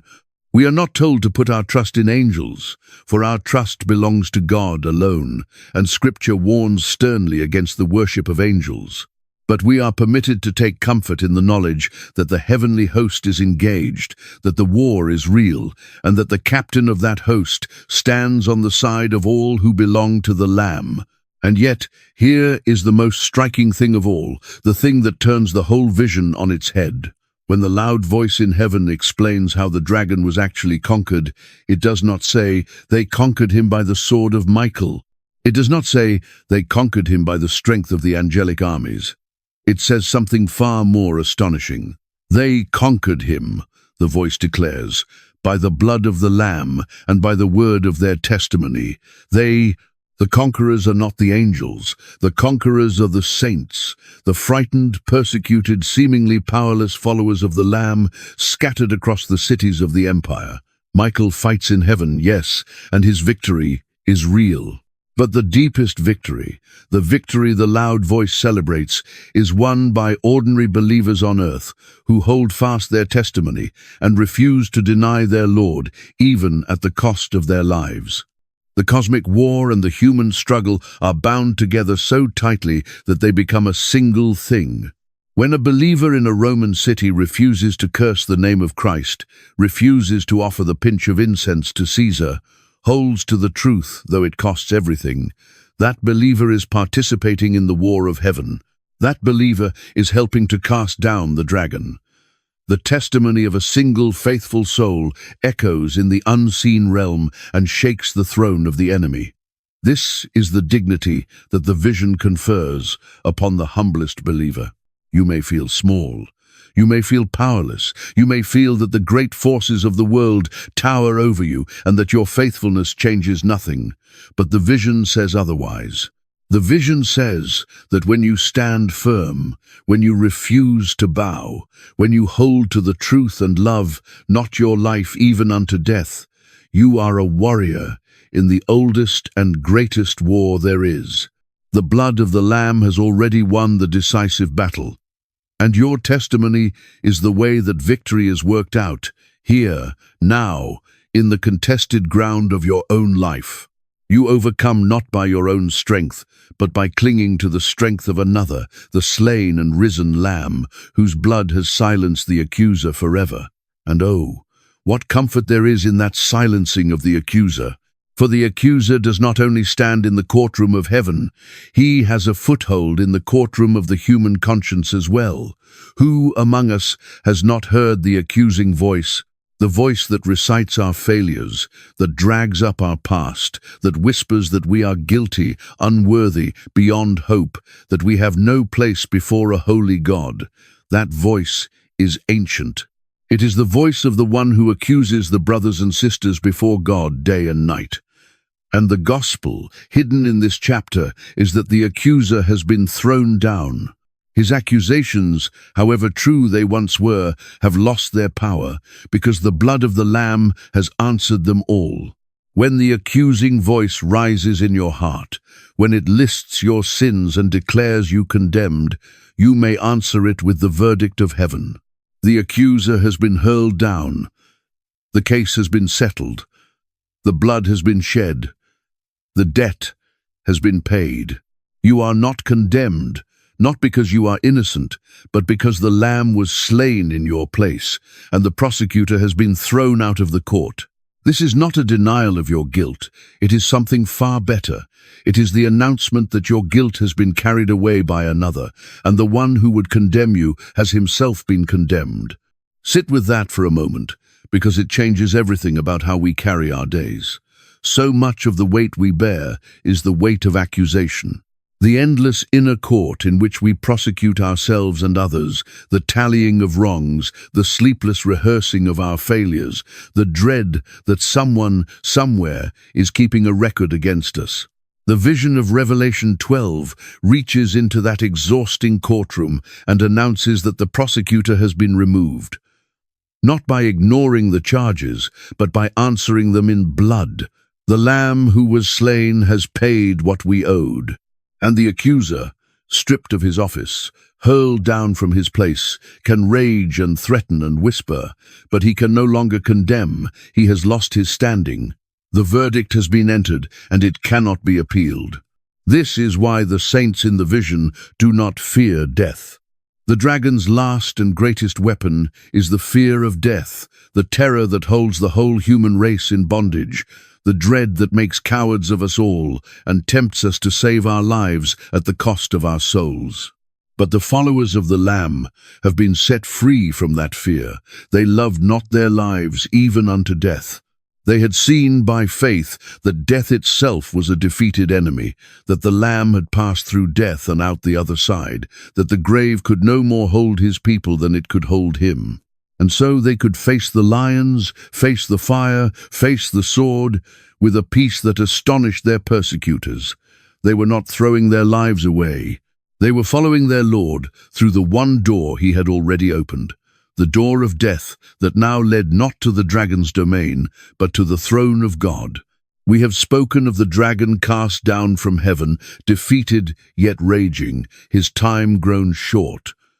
But the vision does not leave us there, for the book of Revelation traces the dragon through to his final end, and that ending casts its light back upon the war of the 12th chapter and completes the picture. To understand the full sweep of the war, we must follow the dragon to his last defeat. The dragon hurled from heaven turns his wrath upon the earth, and in the chapters that follow, John watches that wrath take terrible and concrete shape. The dragon, John shows us, does not act alone. He summons up two great instruments of his malice, two beasts, one rising from the sea and one from the land, embodiments of corrupt power and false religion, through which the dragon extends his war against the people of God. The beast from the sea wields political and military might, demanding worship, blaspheming the name of God, making war on the saints, and seeming for a time to conquer them. The beast from the land works through deception and false signs, deceiving the inhabitants of the earth and compelling them to worship the first beast. This is the unholy trinity of evil, the dragon and his two beasts, a dark and parody counterpart to the true and holy God. The dragon, having lost his place in heaven, builds an empire of deception and violence on the earth, and through it pours out the full measure of his fury in the brief time that remains to him. But every page of Revelation moves toward a single certain end. The beasts rise, but they fall. The great city built on the dragon's lies, the city John calls Babylon, gleaming with wealth and drunk with the blood of the saints, rises in its arrogance and then crashes down in a single hour, and the smoke of its ruin goes up forever. And at the last, the rider on the white horse appears, the faithful and true one, the word of God, with the armies of heaven behind him, and the beasts are seized and thrown into the lake of fire. The instruments of the dragon are destroyed. And then comes the dragon himself. In the 20th chapter of Revelation, John sees an angel coming down from heaven, holding in his hand the key to the abyss and a great chain. And the angel seizes the dragon, that ancient serpent, who is the devil and Satan, and binds him, and casts him into the abyss, and shuts it, and seals it over him. The serpent of Eden, the dragon of the war in heaven, the accuser of the brethren, is bound and confined. There follows a great and much debated period, a span the vision calls 1,000 years, during which the dragon is bound and the saints reign. And then, the vision says, the dragon is loosed for a little while and goes out one final time to deceive the nations and gather them for one last assault. But the final battle is no battle at all. Fire comes down from heaven and consumes the dragon's armies in an instant. And the dragon himself, the devil who deceived them, is thrown into the lake of fire and sulfur where the beasts already are, and there he is tormented, and his power is ended forever. This is the final casting down. The war that broke out in heaven, that continued on the earth through all the long age of the church, comes at last to its absolute and irreversible conclusion. The dragon, who was once the highest of the heavenly host, who fell through pride, who was hurled from heaven at the victory of the cross, who raged through history making war on the woman and her offspring, is now utterly and eternally defeated. His time, which was always short, runs out completely. And the accuser accuses no more, the deceiver deceives no more, the dragon rages no more. He is gone. And what rises in his place? The very next thing John sees, in the closing chapters of his book, is a new heaven and a new earth, and the holy city, the new Jerusalem, coming down out of heaven from God, prepared as a bride adorned for her husband. And a great voice from the throne declares that the dwelling place of God is now with humanity, that he will wipe away every tear from their eyes, and that death shall be no more, neither shall there be mourning, nor crying, nor pain any more, for the former things have passed away. The wilderness in which the woman was sheltered gives way to a garden city of endless light. The age of the dragon's wrath gives way to an age in which there is no more sea, no more chaos, no more night, no more death. The war is over, the victory is complete, and the people of God, who once fled into the wilderness on eagle's wings, who held fast their testimony through fire and sword, who conquered by the blood of the Lamb, now dwell forever in the presence of the one they refuse to deny. See then, the whole arc of the war laid out from beginning to end. It began with a rebellion in the heights, a creature of light who grasped at a throne not his own and was cast down. It descended into a garden where the ancient serpent whispered a lie and set humanity on the long road of sorrow. It ran like a hidden thread through all the generations, the dragon striking again and again at the line of promise, and the promise surviving against all odds. It reached its crisis when the child was born, and the dragon lunged to devour him, and the child was caught up to the throne, and the war in heaven was won by the blood of the Lamb. It continues now, in the age in which we live, the dragon hurled down and raging in his final hour, making war on all who keep the commandments of God and hold to the testimony of Jesus. And it ends, certainly and forever, with the dragon cast into the lake of fire and the new creation shining in the light of God. This is the story beneath all stories. This is the war that the ancient myths dimly remembered, and the prophets foresaw, and the apostle on Patmos finally saw whole. And it is the war into which every believer is born, the war in which there are no neutral parties, the war whose outcome is already certain, but whose battles are still being fought in the cities of the world, and in the quiet of the human heart, and in the daily choice to hold fast or to let go.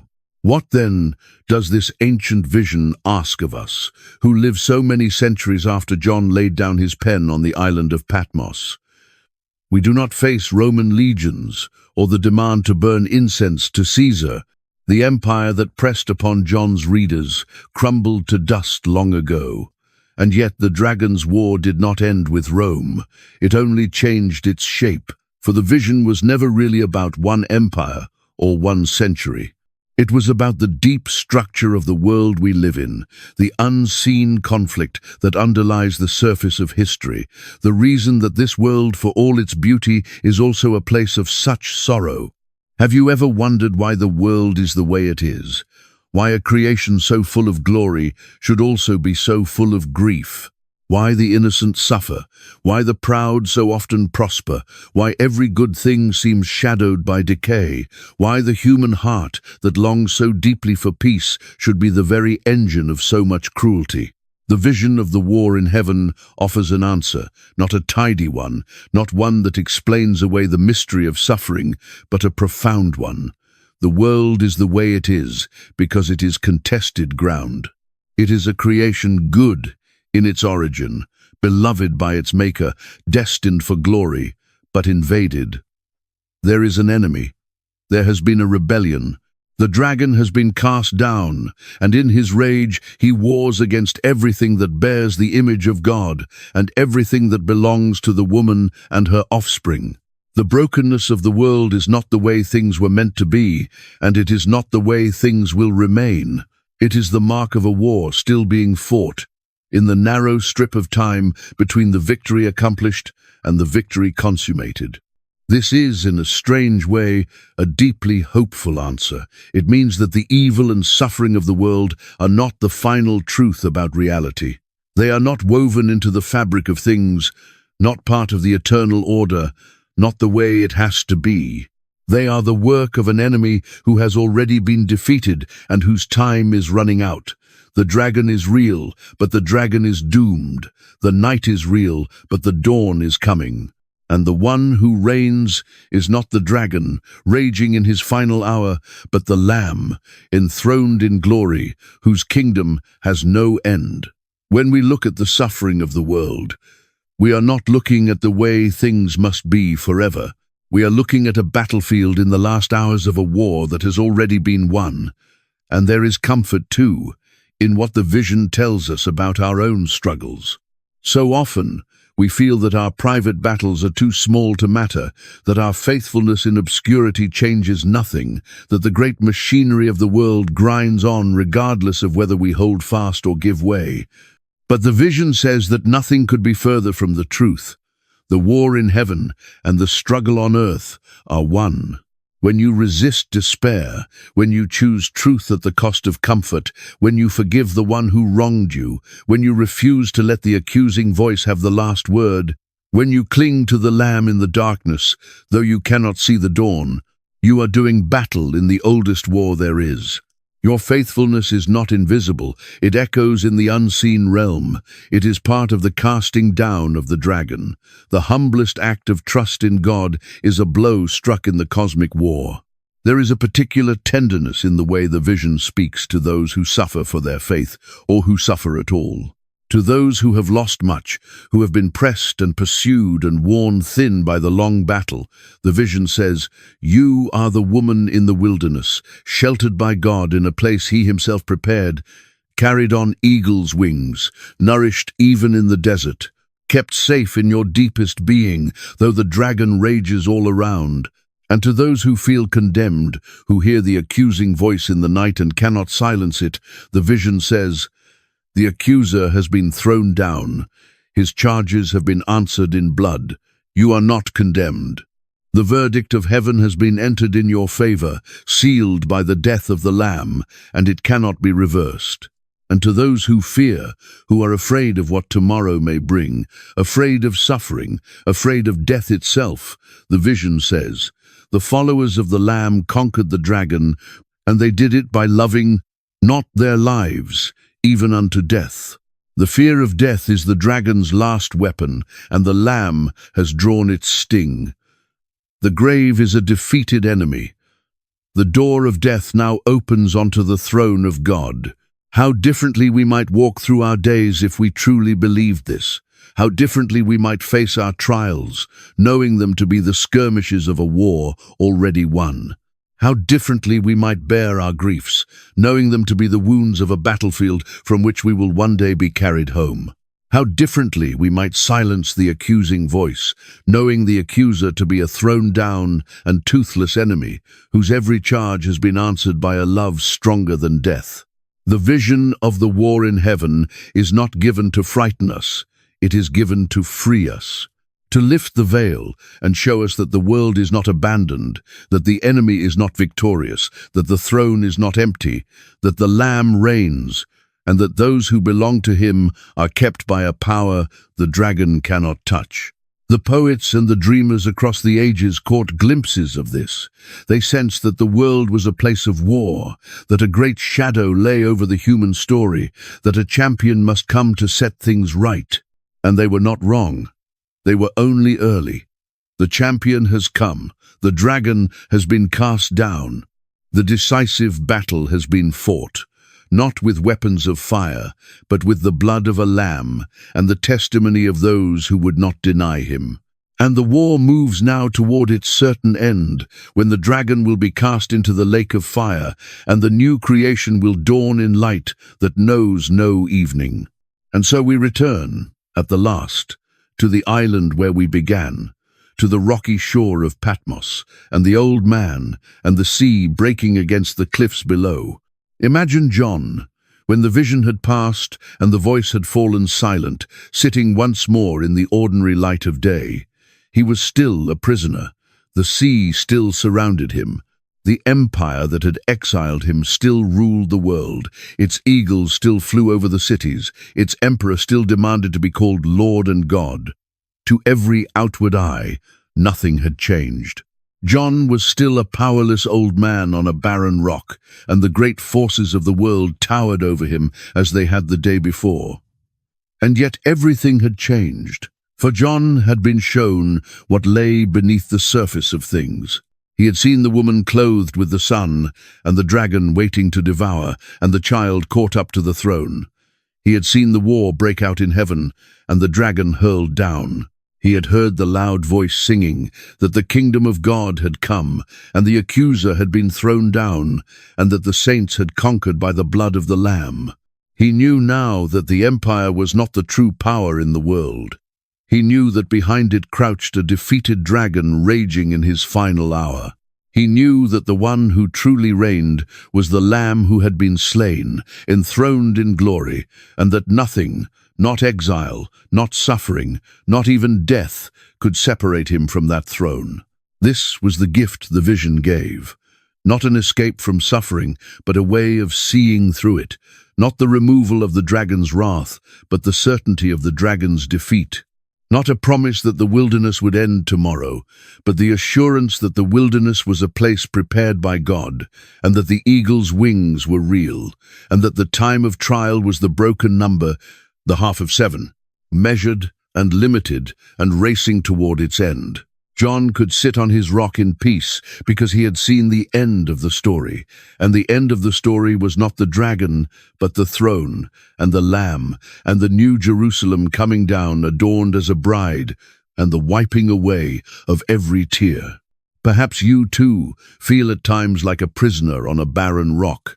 Perhaps the forces arrayed against you seem too great, the wilderness too long, the dragon's wrath too near. Perhaps the accusing voice rises in the quiet of the night, and you cannot silence it. Perhaps you have wondered why the world is so full of sorrow, why the good suffer and the proud prosper, why the light seems so often overwhelmed by the dark. If so, then this ancient vision was written for you, as surely as it was written for the frightened believers in the cities of Asia so long ago. Think for a moment of all who have stood where you stand. The vision has been a companion to the dying and a comfort to the grieving across 2,000 years. It has been whispered in prison cells and sung in catacombs and clung to on sickbeds and in the long watches of the night. It has steadied the hands of those who faced the lions and quieted the hearts of those who faced their own failures. It has spoken to emperors and to slaves, to scholars in their libraries, and to the unlettered poor, who knew only that the Lamb had died for them and that the dragon was cast down. And in every one of those countless lives, across every century and every land, it has carried the same message: simple enough for a child and deep enough to fill eternity. The dragon is real, but the dragon is doomed. The night is real, but the dawn is sure. The Lamb who was slain is on the throne, and he is keeping you. For the vision says that the dragon, however fierce, is already cast down. It says that the accuser, however loud, has been thrown out of the court.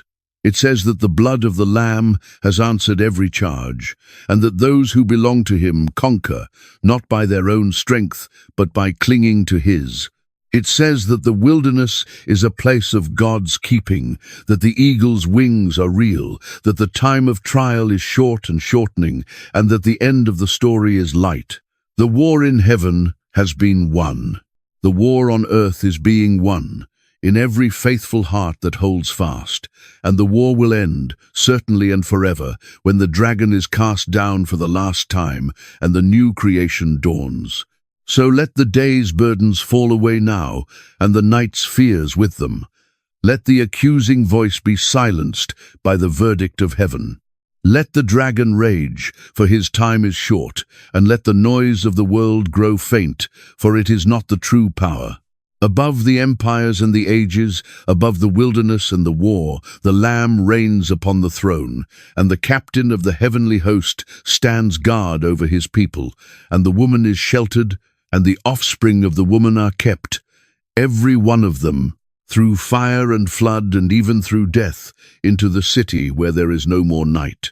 Rest now in that. The war is real, but the victory is surer still. The dragon was cast down, and the Lamb was lifted up, and the one who holds the keys of death and the grave holds you as well, tonight and always, in a love that no power in heaven or on earth can ever overcome. Who is like God? No one. Not the dragon, not the empires, not the accuser, nor death, nor the long dark of the wilderness. No one is like God. And the God who is like no other has already won the war, and he is keeping you, and he will bring you home. Be at peace.